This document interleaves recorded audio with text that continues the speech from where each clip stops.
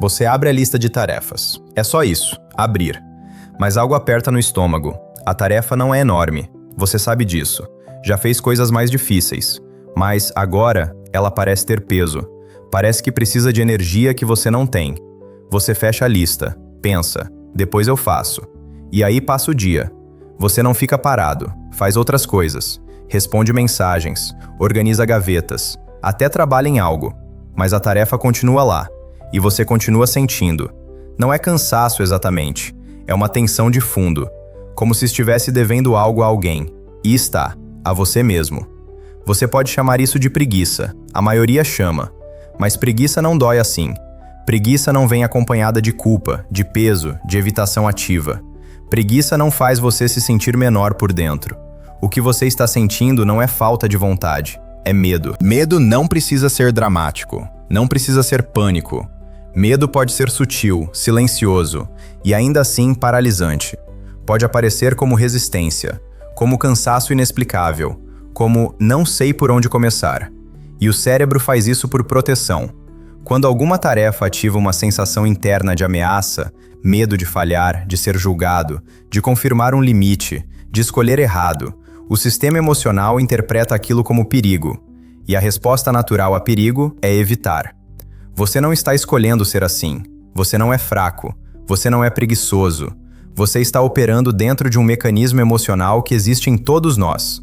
Quando algo parece ameaçar a identidade, a sensação de competência ou a segurança psicológica, o cérebro oferece alívio imediato através da fuga. Adiar parece trazer paz. E traz.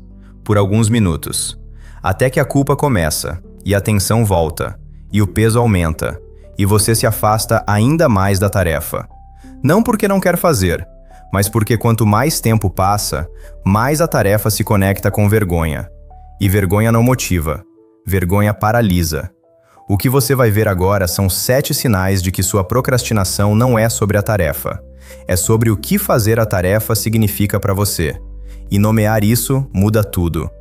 O primeiro sinal é quando você superestima o tamanho da tarefa. Você olha para a tarefa e ela parece gigante, mesmo quando não é.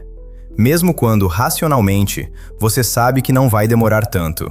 Mas na sua cabeça, ela ocupa um espaço desproporcional. Parece que vai consumir o dia inteiro. Parece que precisa de uma energia que você não tem agora. Esse é um dos sinais mais claros de medo disfarçado. Porque o cérebro não está avaliando a tarefa em si. Ele está avaliando o risco emocional de começá-la.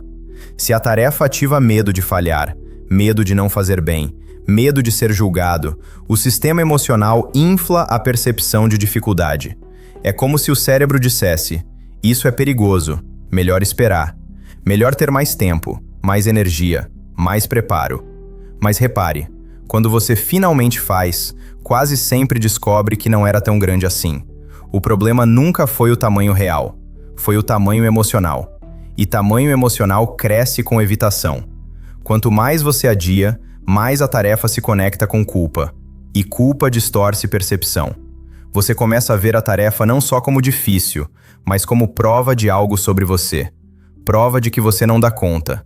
Prova de que você não é disciplinado. Prova de que talvez você não seja capaz. E aí, a tarefa deixa de ser só uma tarefa. Ela vira um teste identitário. E ninguém quer fazer um teste que pode confirmar o que tem medo de ser verdade. Então você adia. E a tarefa cresce mais. E o ciclo se reforça. Se você percebe que sempre acha que algo vai demorar muito mais do que realmente demora, preste atenção. Não é sobre tempo. É sobre medo de começar.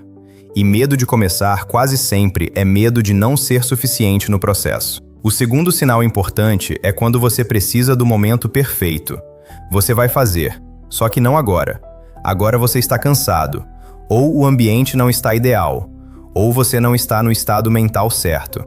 Você precisa estar descansado, focado, com tempo livre pela frente, sem interrupções. Aí sim você faz direito. Mas esse momento nunca chega, ou quando chega, você descobre que ainda não é o momento. Porque o momento perfeito é uma ilusão que o medo usa para te manter seguro. Esperar o momento perfeito não é prudência, é protecionismo emocional. É uma forma de garantir que, se você falhar, terá uma justificativa externa. Não deu certo porque não estava nas condições ideais. Isso protege a identidade, protege a imagem de competência, mas também te mantém preso, porque enquanto você espera o alinhamento de todas as variáveis, energia, tempo, humor, ambiente, a tarefa continua pendente. E pendências internas drenam. Não importa que você não esteja pensando nelas ativamente. Elas ocupam espaço psicológico, criam uma tensão de fundo. Você nunca relaxa de verdade porque, lá no fundo, sabe que está devendo. O medo por trás disso é o medo de tentar de verdade e descobrir que, mesmo com tudo certo, você não consegue. Porque se você tenta nas condições perfeitas e falha, não sobra desculpa. E aí você tem que lidar com a possibilidade de um limite real. Então você adia, e chama isso de esperar o momento certo. Mas o que você está fazendo é proteger a narrativa de potencial. Eu poderia, se... É mais seguro do que eu tentei e não deu. E o custo? Você nunca experimenta o que é tentar de verdade. Você nunca constrói confiança real. Porque confiança não vem de condições perfeitas. Vem de começar imperfeito e continuar. O terceiro sinal aparece quando você faz outras coisas produtivas. Você não fica parado, você organiza, limpa, responde e-mails antigos, faz pequenas tarefas que estavam na lista há dias. Você até se sente produtivo, porque está fazendo algo. Só que não é aquilo, e aquilo continua lá, intocado, enquanto você circula em volta. Esse é um dos disfarces mais eficientes do medo, porque não parece fuga, parece ação. Você pode até se justificar. Estou resolvendo outras coisas importantes, e talvez sejam importantes, mas repare no padrão. Você escolhe fazer justamente o que não ativa a mesma tensão interna. O medo não te paralisa completamente. Ele te redireciona, te mantém ocupado com o que é seguro, com o que você já sabe fazer, com o que não vai expor limite, com o que não vai gerar julgamento. Porque o problema não é falta de energia. Se fosse, você não conseguiria fazer nada. O problema é que a energia disponível só funciona em território conhecido, em tarefas que não ameaçam a autoimagem. E isso cria uma ilusão perigosa. Você termina o dia cansado, com a sensação de que trabalhou, mas com a tarefa importante ainda pendente. E aí vem a culpa, porque você sabe. Sabe que não foi falta de tempo, foi escolha. Escolha inconsciente, mas escolha. E o pior, quanto mais você faz isso, mais confirma o padrão. Você vai aprendendo que algumas tarefas são suas e outras não. Algumas você faz, outras você evita. E a identidade vai se moldando em volta dessa divisão. Você começa a acreditar que é alguém que não consegue fazer determinadas coisas. E isso vira verdade. Não porque você não consegue, mas porque você nunca tentou de verdade. Porque o medo sempre te desviou antes. O quarto sinal é quando você evita pensar na tarefa. A tarefa existe. Você sabe que existe, mas você não pensa nela. Ou melhor, você tenta não pensar. Quando ela aparece na mente, você desvia rápido.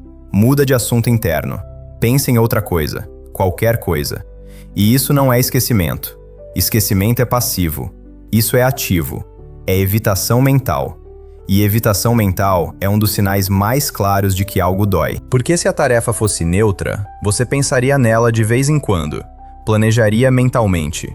Imaginaria os passos. Mas quando pensar na tarefa traz desconforto, ansiedade, culpa, medo, vergonha, o cérebro aprende a evitá-la até no nível do pensamento. E o custo disso é silencioso, mas real. Você não planeja, não se organiza, não quebra a tarefa em partes, não visualiza o processo. Então, quando finalmente precisa fazer, você não tem estrutura mental pronta. E aí a tarefa parece ainda maior. Porque você não só precisa fazê-la, precisa pensar nela pela primeira vez. E pensar dói, então você adia de novo. Esse padrão cria um efeito em cascata. Quanto mais você evita pensar, mais difícil fica começar. E quanto mais difícil fica começar, mais você evita pensar. E a tarefa vai ficando cada vez mais carregada emocionalmente.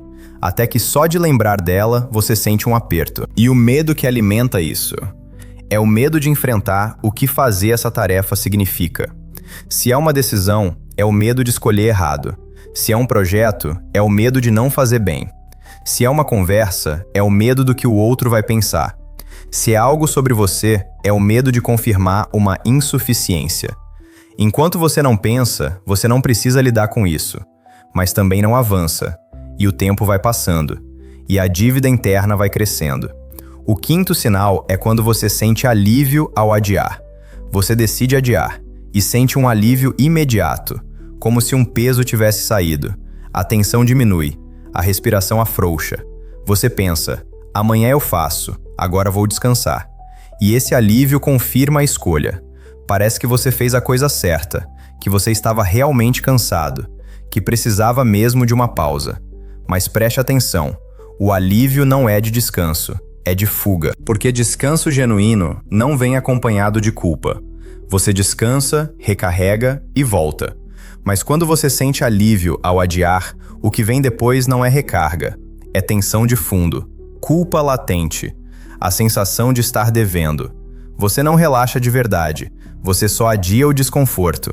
E o medo que está operando aqui é o medo de enfrentar algo que parece maior do que você. Adiar traz alívio porque adia a exposição, adia o risco, adia a possibilidade de falhar, de ser julgado, de confirmar que você não dá conta. Mas repare no custo, esse alívio é emprestado, você vai pagar depois, com juros, porque a tarefa não desaparece, e quanto mais você adia, mais peso ela carrega, e mais difícil fica encarar, e mais alívio você sente ao adiar de novo, e o ciclo se fecha. E o pior, você começa a associar a tarefa com alívio negativo, ou seja, você não sente prazer em fazer, você sente alívio em não fazer. E quando a identidade se organiza em volta disso, você perde a capacidade de se mover. Porque toda tentativa de começar vai precisar vencer não só o medo, mas também o vício no alívio da fuga. Então pergunte-se, o alívio que você sente ao adiar é descanso ou é anestesia? O sexto sinal acontece quando você não sabe por onde começar. A tarefa está lá, você quer fazer, mas você não sabe por onde começar. Parece que falta clareza, falta estrutura, falta o primeiro passo óbvio. E enquanto você não tem isso, não dá para começar, certo? Errado. Porque na maioria das vezes, você sabe sim por onde começar. Você só não quer admitir que sabe. Porque começar significa comprometer-se. Significa sair da segurança da indefinição e entrar no território do risco. Enquanto você não sabe por onde começar, você tem uma desculpa perfeita. Não é que você não está fazendo, é que você não sabe como fazer. E isso protege a autoimagem. Afinal, como você pode ser cobrado por algo que nem está claro? Mas preste atenção. Em quantas situações na sua vida você realmente não sabia por onde começar e isso te impediu? Provavelmente poucas, porque quando algo é urgente, quando tem prazo apertado, quando tem consequência imediata, você descobre o primeiro passo rapidamente. Você improvisa, você tenta, você erra e ajusta. Então o problema não é falta de clareza, é medo de começar errado. Medo de escolher o caminho menos eficiente. Medo de investir tempo e descobrir que foi em vão. Medo de começar e ter que continuar. Porque continuar significa assumir responsabilidade. E assumir responsabilidade significa que, se der errado, foi escolha sua. E aí você fica preso na paralisia da pesquisa infinita. Você estuda mais, planeja mais, procura o método perfeito, o passo ideal, a garantia de que, se você começar, vai dar certo. Mas garantia não existe, e enquanto você espera por ela, nada acontece. E o tempo vai passando, e a culpa vai crescendo, e a tarefa vai ficando cada vez mais carregada, até que não saber por onde começar vira identidade. Você começa a se ver como alguém que não consegue começar coisas, e isso fecha o ciclo. E chegamos ao sétimo e talvez mais profundo sinal, quando você teme terminar mais que começar. Você não tem medo de começar, você tem medo de terminar, porque enquanto a tarefa está incompleta, ela ainda tem potencial. Ainda pode ser perfeita, ainda pode impressionar, ainda pode provar que você é capaz. Mas no momento em que você termina, você precisa mostrar. E aí vem o julgamento. E aí você descobre se foi suficiente. E aí não tem mais "eu poderia ter feito melhor se tivesse mais tempo". Terminar é definir. E definir é arriscar. E o medo não é só de crítica externa, é de confirmação interna. Medo de descobrir que, mesmo tentando de verdade, o resultado não foi o que você esperava. Medo de perceber que o seu melhor não é tão bom quanto você imaginava. Medo de perder a narrativa de potencial não realizado. Porque potencial não realizado protege o ego. Eu poderia é confortável. Eu tentei e esse foi o resultado é vulnerável. Então você deixa as coisas quase prontas. Falta um detalhe, um ajuste, uma revisão final. Mas nunca termina. Porque terminar significa soltar. E soltar significa perder o controle. E perder o controle significa que o mundo vai ver. E você vai saber. E isso cria uma prisão silenciosa. Você acumula projetos inacabados, ideias que nunca saem do papel, coisas que ficam em 80%, 90%, mas nunca 100%. E você vai carregando isso. E vai se vendo como alguém que nunca termina nada. E a identidade vai se moldando em volta desse padrão. E o pior, você confirma o medo, porque você nunca coloca nada para fora. Então você nunca recebe feedback real, nunca aprende, nunca melhora, nunca constrói confiança. Você só protege a ilusão de que se eu tivesse terminado, teria sido incrível. Mas ilusão não constrói nada, e proteção excessiva vira prisão. Agora, compreendendo tudo isso, o que muda quando você sabe disso? Se você reconheceu alguns desses sinais, você não está descobrindo que é fraco, você está descobrindo que é humano. E que o medo é mais sutil do que parece. Porque medo não precisa ser pânico. Medo pode ser resistência suave, pode ser cansaço seletivo, pode ser falta de clareza conveniente, pode ser perfeccionismo disfarçado, pode ser alívio ao adiar, pode ser evitação mental, pode ser paralisia criativa. E nomear isso muda tudo. Porque enquanto você chama de preguiça, você se ataca. E auto-ataque não gera movimento. Gera vergonha. E vergonha paralisa ainda mais. Mas quando você entende que é medo, você pode tratá-lo como medo. E medo tem tratamento. Medo responde à exposição gradual, a passos pequenos, à ação imperfeita, a começar mesmo sem garantia. Você não precisa deixar de sentir medo. Você precisa parar de deixar o medo decidir por você. E a diferença é enorme. Porque decidir com medo é coragem. Decidir sem medo é ausência de desafio. E você não é preguiçoso, você está se protegendo. E proteção é instinto.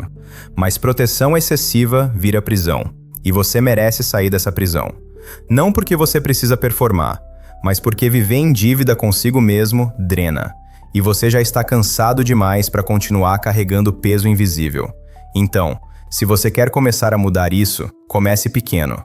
Não tente vencer todos os medos de uma vez. Escolha uma tarefa, uma só, e pergunte-se: qual o menor passo possível que eu posso dar agora? Não precisa ser o passo ideal, não precisa ser perfeito, precisa ser possível, e precisa ser agora. Porque agora quebra o ciclo de adiamento, e quebrar o ciclo uma vez mostra para o cérebro que é possível. E depois?